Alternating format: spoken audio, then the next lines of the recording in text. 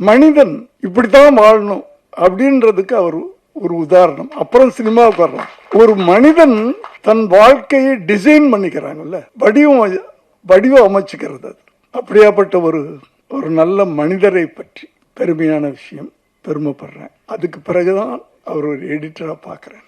அந்த மனிதன் ஒரு எடிட்டர். எந்த காலம் பார்த்தீங்கன்னு நினைக்கிறேன், அந்த மூவியாலான்னு சொல்லுவாங்க, அந்த தூண்டு ஸ்கிரீன்ல பார்ப்போம். அந்த மூவியால அவர் லைஃப் ஆரம்பிச்சிருக்கு எடிட்டரா. அதுக்கப்புறம் பல பரிமாணங்கள் வந்துருச்சு.